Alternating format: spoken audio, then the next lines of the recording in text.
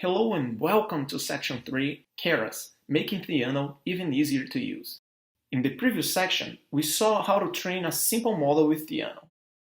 We saw that all that we need is to define expressions, shared variables, and modify these shared variables in place to minimize the cost. We do that using compiled functions and updates. In this section, we are going to take a look at Keras behind the scenes, fully connected or dense layers, and convolutional and pooling layers. Let's start with Keras behind the scenes. In this video, we will look at how Keras defines neural network models.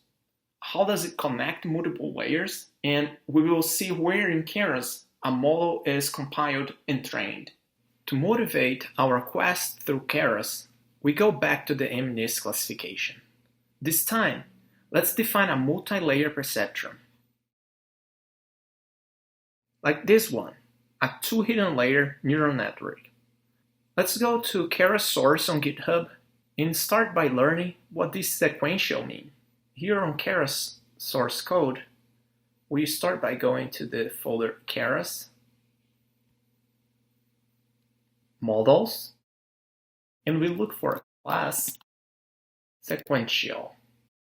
By definition, we know that sequential is both a model and a containers.sequential.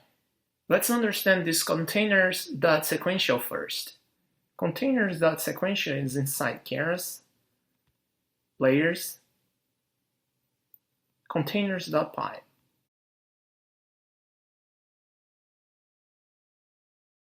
Let us understand what the method add from sequential do. Here's the add method. Remember that we keep doing model.add and then a layer definition?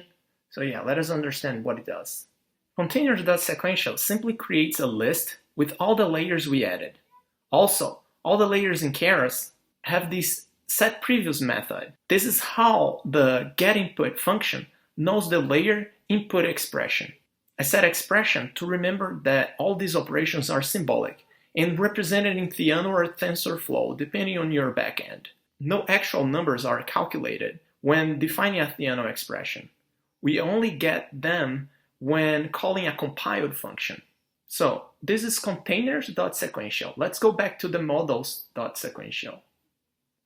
This is an important method, compile. We call it after adding all the necessary layers to our model. The method gets an optimizer and a loss function as parameters.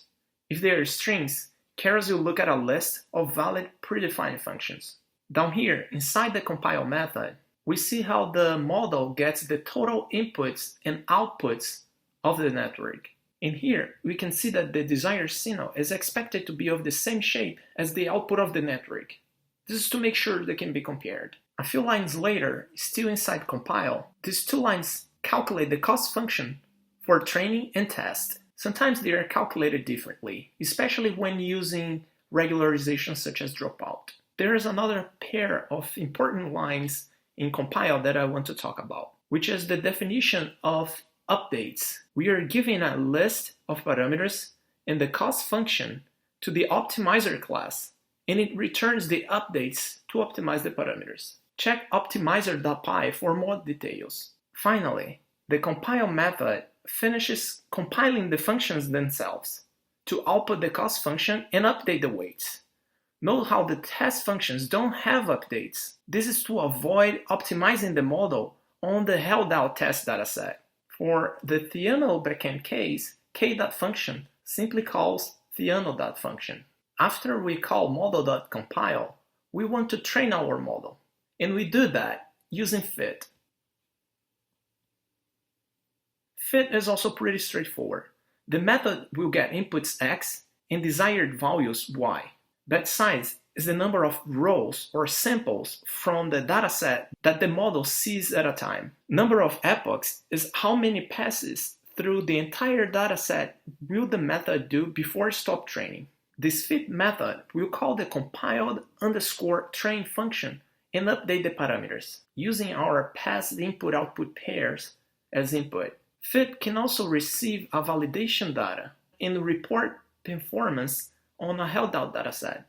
Usually, when the method keeps improving on the training dataset but doing poorly on the validation dataset, it means it is overfitting.